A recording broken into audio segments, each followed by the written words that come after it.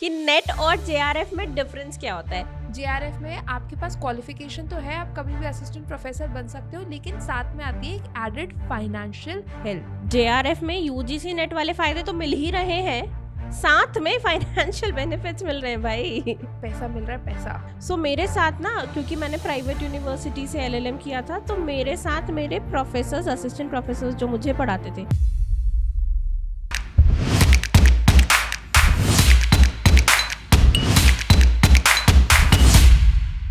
Hi guys, welcome to legal edge after college. मैं हूँ अर्पिता और मैं हूँ प्रियंका। और आज के इस वीडियो में हम लेकर आए एक बर्निंग क्वेश्चन। बर्निंग क्वेश्चन ये है कि नेट और जेआरएफ में डिफरेंस क्या होता है। एंड देखो, मुझे पता है तुम लोगों में से बहुत सारे स्टूडेंट्स को पता है आंसर, पर जो लोग पहली बार नेट का एग्जाम देने वाले हैं, यूजीसी नेट पहली बार देने वाले हैं, या फिर जो अपने 5th ईयर में हैं, जो सोच रहे हैं कि एलएलएम में एनरोल होके ही दे देंगे, या फिर जो एलएलएम में है जिनको यूजीसी और यूजीसी नेट के बारे में ज़्यादा इन्फॉर्मेशन नहीं है, अगर आप उन लोगों में से हो तो ये वीडियो आपके लिए बहुत हेल्पफुल होने वाला है। ठीक है, तो यूजीसी नेट का एग्जाम अलग होता है और जेआरएफ का अलग होता है, ऐसा है क्या? एग्जाम एक ही होता है मैम, लेकिन जो कुछ top few % of the student है जो नेट में अपीयर किए हैं लेकिन उन्होंने वो कट ऑफ क्लियर कर दिया है, उनको फेलोशिप मिलती है, जिस फेलोशिप का नाम है जूनियर रिसर्च फेलोशिप। फेलोशिप में क्या मिलता है, मतलब क्या क्या होता है? अगर आपने यूजीसी नेट क्वालिफाई किया है तो that qualification is for life, right?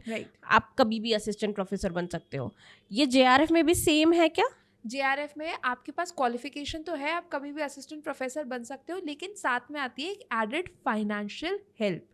वो फाइनेंशियल हेल्प ये है कि आज की डेट में अगर मुझे पीएचडी इनरोल करना है, मुझे पीएचडी में एडमिशन देना है, तो मुझे अपनी पूरी फीस भी देनी पड़ेगी और पूरी पीएचडी परस्यू करते करते मुझे साइड सोर्स ऑफ इनकम या हसल ढूंढना पड़ेगा, क्योंकि वापी पेट का सवाल है, पेट तो भरना ही है। और 5 साल पढ़ने के बाद, लॉ करने के बाद, 1 साल एलएलएम करने के बाद, फिर पीएचडी में जब आप एनरोल करते हो तो आपकी उम्र उतनी हो जाती है कि आप अपने घर वालों से पैसा नहीं मांगते, और अगर मांग रहे हो तो शर्म करो।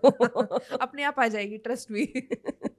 जेआरएफ में फ़ायदा ये होता है कि कई यूनिवर्सिटीज़ आपको पैसे को, कई यूनिवर्सिटीज़ अपना एक्रीडेशन बढ़ाने के लिए चाहती हैं उनके पास जेआरएफ होल्डर आए, तो ना तो आपको कोई एंट्रेंस देना पड़ेगा, आपको एंट्रेंस भी नहीं देना पड़ता, ना आपको कोई स्ट्रगल करनी पड़ेगी। दे वुड वेलकम यू कि आके हमारी यूनिवर्सिटी से पीएचडी परस्यू करो। शुरू के 3 साल जूनियर रिसर्च फेलोशिप, जो कि अप्रॉक्स 40,000 के आसपास पहुंच गई है अब का अमाउंट मिलता है। बाकी लास्ट 2 साल सीनियर रिसर्च फेलोशिप 40+ का अमाउंट हर महीने आपके अकाउंट में आ जाता है, वाओ, पीएचडी परस्यू करते करते। तो ये तो कितना अच्छी चीज़ है ना, कि मतलब आप पढ़ भी पा रहे हो, आपको जॉब की भी टेंशन नहीं है, आप आराम से अपनी रिसर्च कर सकते हो। रिसर्च के साथ अगर किसी कॉम्पिटिटिव एग्जाम की तैयारी कर रहे हो तो वो भी आराम से कर सकते हो, and you do not have to worry about money. Ma'am, to be very honest, जो बच्चा फाइनल ईयर में है एलएलबी के, वो भी यूजीसी नेट दे सकता है, और अगर उसने बाय चांस जेआरएफ निकाल लिया तो वो जेआरएफ 2 साल तक वैलिड होता है, कि वो 2 साल के अंदर अंदर उसको पीएचडी में एडमिशन लेना होगा। फाइनल ईयर में निकाला, नेक्स्ट ईयर एलएलएम किया, एलएलएम 1 साल में खत्म हो जाता है और जेआरएफ तब तक वैलिड है। और एलएलएम खत्म होते ही जहां उसने जेआरएफ क्लेम करना शुरू किया, साथ में जुडिशरी की प्रिपरेशन करो, साथ में आईबीपीएस की प्रिपरेशन करो, सेबी की प्रिपरेशन करो, जिस कॉम्पिटिटिव एग्जाम की प्रिपरेशन करनी है करो। और घर वालों से पैसे लेने की कोई टेंशन भी नहीं है। ये तो बहुत बहुत बड़ा रिलीफ है, आई थिंक। बहुत रिलीफ है जेआरएफ में। बस एक चीज़ का फ़र्क है कि जो प्रिपरेशन आपको यूजीसी नेट के लिए चाहिए, उससे थोड़ी सी अलग हटके प्रिपरेशन जेआरएफ के लिए चाहिए। कैसे? मैम, जो टॉप फ्यू % स्टूडेंट्स होते हैं ना, जो वो कट ऑफ क्लियर कर पाते हैं, और जेआरएफ का कट ऑफ बहुत हाई जाता है, सिर्फ वही जेआरएफ क्लेम कर सकते हैं। तो वो कट ऑफ क्लियर करने के लिए आपका माइंडसेट, आपकी स्ट्रैटेजी वो एग्जाम क्लियर करने की बहुत अलग होनी चाहिए। पर मतलब क्या ऐसा है कि मतलब इतना डिफिकल्ट है क्या? क्योंकि नेगेटिव मार्किंग तो है नहीं, सिलेबस वही है जो यूजीसी का है, एंड अगर तैयारी अच्छे से की जाए, लाइक 4-5 मंथ्स अगर अच्छे से करी जाए, आराम से क्लियर हो जाएगा। क्योंकि ज़्यादातर लोग तैयारी करते नहीं है ये सोच के कि नेगेटिव मार्किंग है तो बिना पढ़े दे देंगे। लेकिन वहीं अगर थोड़ी सी मेहनत करके, थोड़ी प्रिपरेशन करके, करेक्ट स्ट्रैटेजी और गाइडेंस के साथ हम्म कि भाई जिसने जेआरएफ क्लियर किया हो, पता हो, वो आपको बता देता है. तो मैं ऐसे बताती हूँ आपको. When I was in my masters, there is a senior of mine जिन्होंने जेआरएफ क्लियर किया था. उन्होंने मुझे बहुत सिंपल सी ट्रिक बताई कि जितना पेपर 2 पे फोकस करते हो उतना ही पेपर 1 पे भी फोकस करो. ये तो मैं यूजीसी नेट के लिए भी बोलती हूँ. पता है कि बहुत सारे लोग तुम्हें इस तरह के मिलेंगे जो तुम्हें ना डराएंगे कि यूजीसी नेट ना जिसका निकलता है निकलता है, जिसका नहीं निकलता नहीं निकलता. ये कुछ तो लोग, पॉपुलर मिथ है. हाँ आई नो राइट. एंड कुछ ऐसे लोग हैं जो मतलब पता है when I was giving my UGC NET, so मेरे साथ ना, क्योंकि मैंने प्राइवेट यूनिवर्सिटी से एलएलएम किया था, तो मेरे साथ मेरे प्रोफेसर्स, असिस्टेंट प्रोफेसर्स जो मुझे पढ़ाते थे, they were also writing UGC NET with me. और डरा देते थे. हाँ, कि हम तो 3 साल से दे रहे हैं, हमारा तो नहीं निकला. हम तो 3 साल में 6 अटेम्प्ट दे चुके हैं, हमारा तो नहीं निकला. और पहली बार में निकल गया होगा. हाँ, हाँ, निकल गया. डिफिकल्ट नहीं है, एक्चुअली डिफिकल्ट नहीं है. तो यूजीसी नेट निकालना it's not that difficult. JRF में It is बस ये not. है कि थोड़ा सा आपका फोकस और हाँ. स्ट्रैटेजी पता होनी चाहिए, क्योंकि आपको सिर्फ एग्जाम नहीं निकालना, आप उसको टॉप करना है. एग्जैक्टली. तो जैसे पेपर 1 होता है यूजीसी नेट में, वो क्वालिफाइंग होता है ना. पेपर 1 क्वालिफाई कर लिया तो पेपर 2, पेपर 1 के भी लेकिन मार्क्स काउंट होते हैं. ऐसा नहीं है कि पेपर 1 के मार्क्स काउंट नहीं होते हैं. आपके क्वालिफाइंग भी वही है और उसमें टोटल कट ऑफ में उसके मार्क्स भी कैलकुलेट होते हैं, which is why first paper की भी इक्वली तैयारी करना ज़रूरी है. First paper is of 100 marks, second paper is of 200 marks. Law 5 साल पढ़ा है तो पता है कि अटेम्प्ट कुछ ना कुछ तो कर ही लेंगे, तो 200 में से कुछ ना कुछ स्कोर कर लिया जाता है.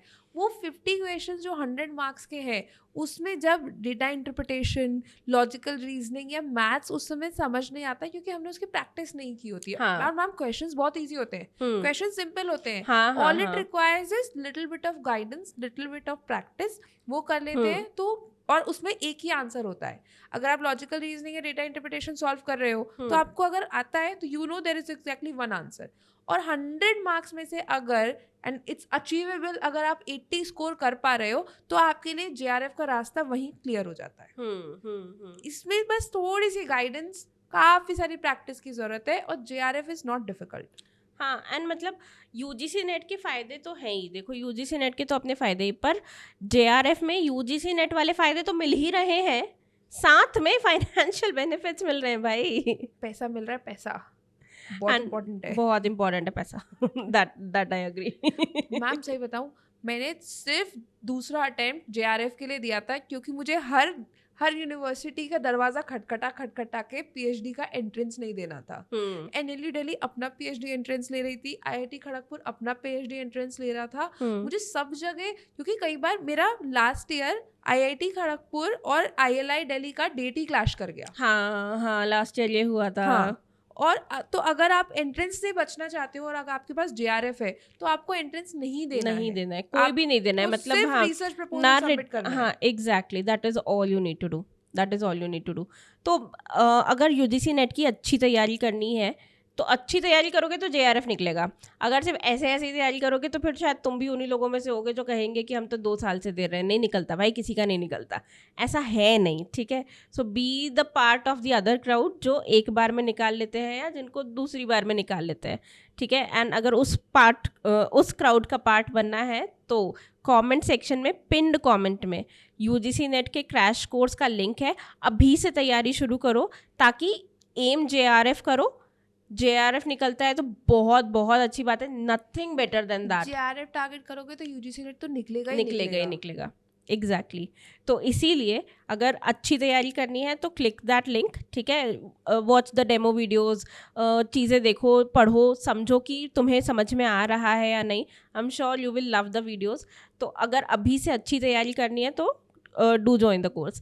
एंड इसके अलावा यूजीसी नेट के ऊपर हम बहुत सारे वीडियोस लेकर आने वाले हैं, तुम्हें बीच बीच में मोटिवेट भी करते रहेंगे. एग्ज़ाम दे दो ठीक है. तो अगर यूजीसी नेट की तैयारी कर रहे हो तो this channel is going to be your partner in your journey. So इसीलिए इसको सब्सक्राइब कर लो अभी तुरंत. इसके अलावा इस वीडियो को भी लाइक कर दो. एंड अपने फ्रेंड्स जो यूजीसी नेट के बारे में कंफ्यूज हैं, देना है नहीं देना है, करना है नहीं करना है, उन तक भी ये वीडियो पहुंचा दो. All right, thank you so much guys. Bye bye.